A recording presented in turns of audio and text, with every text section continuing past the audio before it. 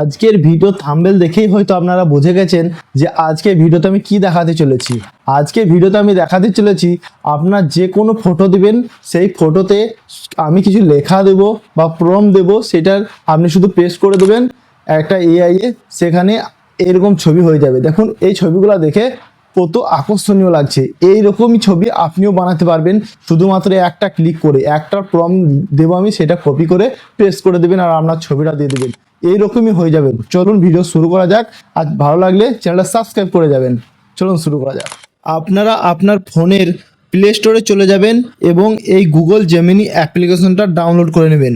Download করার পরে এটাকে ওপেন করবেন এবং ওপেন হয়ে যাবে।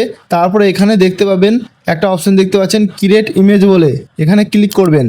ক্রিয়েট ইমেজে ক্লিক করার পরে এখানে দেখতে পাচ্ছেন বাম সাইডে প্লাস আইকন, এই আইকনে ক্লিক করে আপনার গ্যালারি থেকে যে ছবিটাতে আপনি এরকম ছবিটা রূপান্তরিত করতে চান, যে ছবিটা থেকে, সেই ছবিটাকে আপনি নিয়ে নেবেন। আমি আমার অরিজিনাল ছবিটা নিয়ে নিচ্ছি, তো আমি এই ছবিটা থেকে রূপান্তরিত করতে হয় ওইরকম, তো নিয়ে নিলাম এই ছবিটা নিয়ে আমি একটা প্রম্পট দেবো। সেই প্রম্পটটাকে শুধু এখানে পেস্ট করে দেবেন। এই লেখাটা আমি দিয়ে দিচ্ছি, আপনারা পেস্ট করে দেবেন। পেস্ট করার পরে এখানে এটাকে পাঠিয়ে দেবেন। দেখুন কিছুক্ষণের মধ্যেই ছবিটা রেডি হয়ে চলে আসবে। আপনারা দেখতে পাবেন, আপনাকে কিচ্ছু করতে হবে না, ছবি অটোমেটিক রেডি হয়ে চলে আসবে। দেখুন এখানে কিন্তু জাস্ট এ সেকেন্ড, একটু ওয়েট করতে বলেছে, জাস্ট এ সেকেন্ড। দেখুন এই ছবিটা কত সুন্দরভাবে চলে, এই ছবিটা দেখুন আর এই ছবিটা দেখুন, এই ছবিটাই এখানে কত সুন্দরভাবে বানিয়ে চলে এসেছে। এই ছবিটাকে এবার কিভাবে ডাউনলোড করবেন, এইটিকে ডাউনলোড করার জন্য ছবির মধ্যে ক্লিক করবেন। ক্লিক করার পরে উপরে ডান সাইডে দেখতে পাচ্ছেন একটা ডাউনলোডের আইকন রয়েছে, ওইখানে ক্লিক করে দেবেন। এইখানে ক্লিক করলেই ছবিটা আপনার গ্যালারিতে সেভ হয়ে যাবে। তো এরকম ছবি বানানোর জন্য আপনাকে কয়েকটা প্রম্পট লাগবে। আমি প্রম্পটগুলো একের পর এক দিয়ে দিচ্ছি, আপনারা স্ক্রিনশট নিয়ে নিন। এই ছবিগুলো পরপর দিয়ে দিলাম, এগুলো স্ক্রিনশট নিয়ে নিন। ছবির পাশাপাশি লেখাগুলো আছে, স্ক্রিনশট নিয়ে নিন। তারপরে আমি বলছি, স্ক্রিনশট নেওয়ার পরে আপনাকে কি করতে হবে, ওগুলো তো স্ক্রিনশট হয়ে গেল, লেখা তো হলো না।